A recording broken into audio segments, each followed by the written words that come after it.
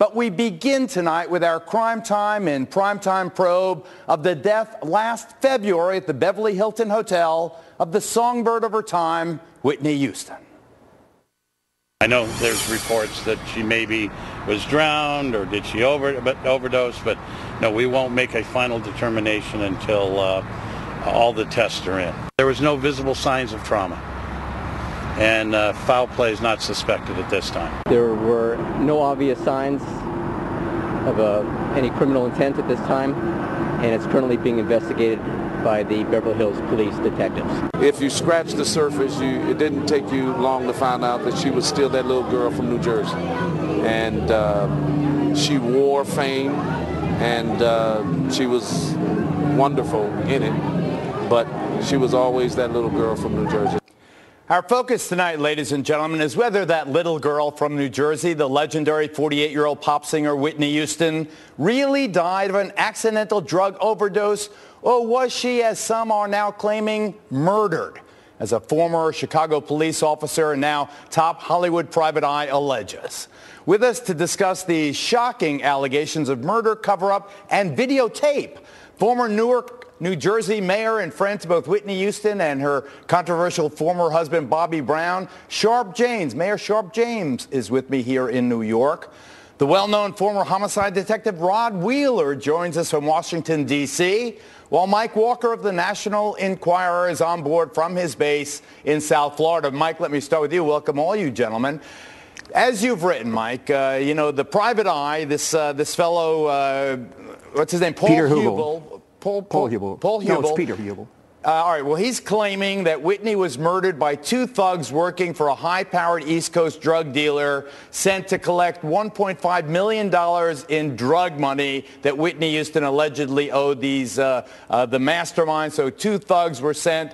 What's the proof? Is there really videotape of these two thugs entering Whitney Houston's suite at the Beverly Hilton Hotel last February?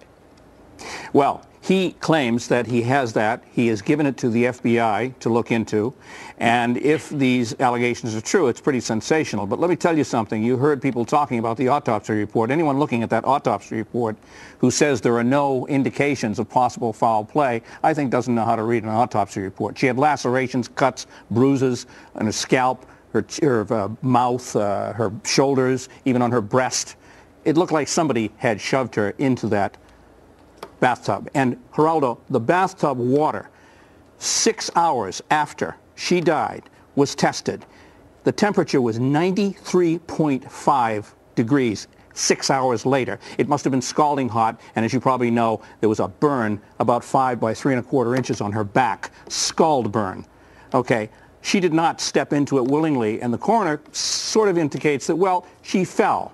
Well, you fall face forward at the Beverly Hilton Hotel into one of those hard, you know, marble bathtubs. You're going to sustain injuries, not little scratches and cuts. It looks like defensive wounds, and I don't know how anybody could have overlooked that.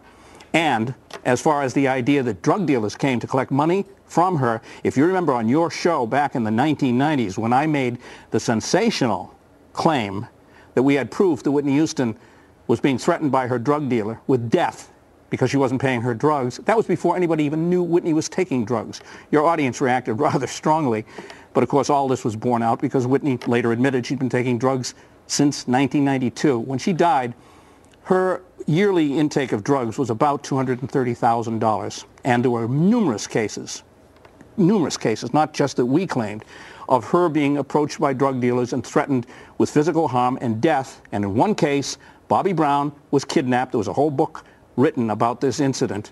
He was kidnapped by a gang called the Preacher Gang, and they tied him up naked, beat him, tortured him, pointed guns at his head, and then had him call Whitney and say, you better bring $400,000 or we're going to kill your boyfriend. Rod Wheeler, former well-known homicide. Dick, you tell us, what do you think of the credibility of the allegations you've heard so far? What is most fascinating to me, you know, those hotels, the Beverly Hilton hotels, got surveillance cameras everywhere. Is it even conceivable that those videos from that night have not yet been reviewed? You know, I'd be hard-pressed to believe, Geraldo, that they have not been reviewed. Let me say this as well. You know, I know some of those detectives out there at the Los Angeles Police Department and the homicide unit, and I can tell you they are top-notch. Look, these guys investigate homicides every day. They know exactly what they're looking for, and I'm not discounting this private investigator's findings, and that's fine. And in any case, and I think it's important, Geraldo, that the viewers know this, that in any case, if a person has additional information, bring that information forward. And trust me, the investigators will look at it. But based on the autopsy report and based on the evidence at the scene that the actual detective saw that day, it sounds to me like they were pretty much spot on in terms of their findings, Geraldo. Former Newark Mayor Sharp James, you knew them both. There's no question but that Bobby Brown hung around with some very seedy characters. No question either, Mayor, that Whitney Houston was deeply involved in drug use, is there? I think the wonderful part of it is that to Newark, East Orange, and New Hope Baptist Church, she was a superstar, performed as a superstar, and that's what we saw in the public. We know there were a hard time, but what the beautiful part of it, she was someone who we knew coming back with the movie The Bodyguard, the movie Sparkles, and other things. She was rising back to the wonderful superstar that we knew her, Geraldo. We didn't know anything about this. The one question that people always ask, and even asked that today in the barbershop, if you're a superstar, home alone, maybe. But if you're a hotel alone, they say, well, where is the bodyguard? Where is the loafer and the gopher? I'll carry the suitcase. I'll help. Such a wonderful talent.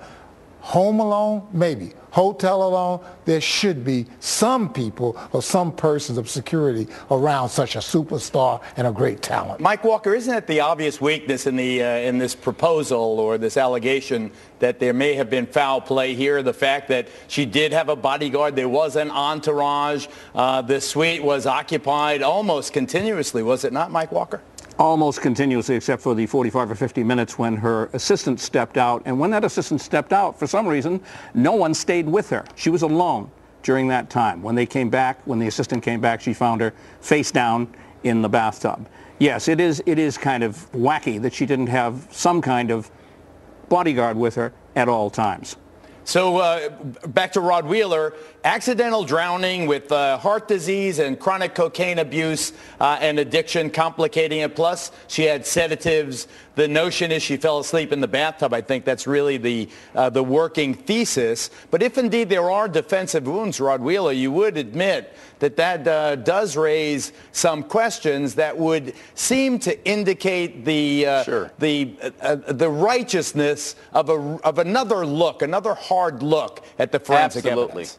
You're absolutely correct, Geraldo, and trust me, that's why I said earlier, I'm sure the investigators out there are going to take this new information and they're going to look at it. One thing, though, that you really have to be careful of, and this comes strictly from me, a person that's investigated homicides for years, sometimes you can get confused with defensive wounds on a person's body versus those wounds that a person sustains when they fall. So you have to be very careful about calling these wounds defensive wounds when they could simply be injuries as a result of a fall or as a result of dying in a bathtub. So just keep that in mind as well. That's very important in an investigation, Geraldo. Mayor, do you want her to rest in peace or do you want answers to these questions? I think that people want her to rest in peace because of her greatness. She lives on a year later. You still want to touch her, see her hair. Such a great talent. But if the questions can be answered, they should be answered. It's a dual question. Go on and investigate, but to East Orange, Newark, New Hope, in the world, she was still our superstar. Mayor Sharp James, thank you. Rod Wheeler, thank you. Mike Walker, as always, I appreciate it, mate.